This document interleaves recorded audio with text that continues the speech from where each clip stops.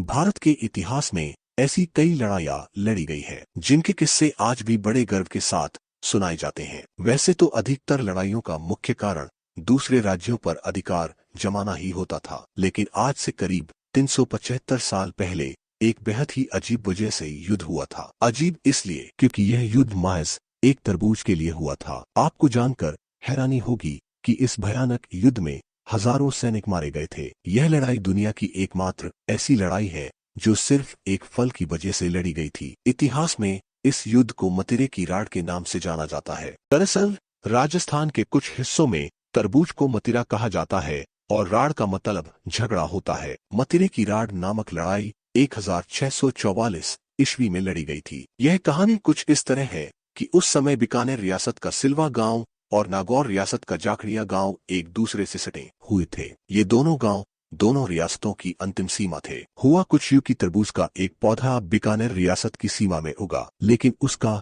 एक फल नागौर रियासत की सीमा में चला गया। अब बीकानेर रियासत के लोगों का मानना था कि तरबूज का पौधा उनकी सीमा में है तो फल भी उनका ही हुआ, लेकिन नागौर रियासत के लोगों का कहना था कि जब फल उनकी सीमा में आ गया है तो वो उनका हुआ। इसी बात को लेकर दोनों रियासतों में झगड़ा हो गया और धीरे धीरे ये झगड़ा एक खूनी लड़ाई में तब्दील हो गया। कहते हैं कि इस अजीबोगरीब लड़ाई में बीकानेर की सेना का नेतृत्व रामचंद्र मुखिया ने किया था, जबकि नागौर की सेना का नेतृत्व सिंघवी सुखमल ने। हालांकि दोनों रियासतों के राजाओं को तब तक इसके बारे में कुछ भी पता नहीं था, क्योंकि उस समय बीकानेर के शासक राजा करण सिंह एक अभियान पर गए हुए थे, जबकि नागौर के शासक राव अमर सिंह मुगल साम्राज्य की सेवा में थे। दरअसल दोनों राजाओं ने मुगल साम्राज्य की अधीनता स्वीकार कर ली थी। जब इस युद्ध के बारे में दोनों राजाओं को पता चला तो उन्होंने मुगल दरबार से इसमें हस्तक्षेप करने की मांग की। हालांकि तब तक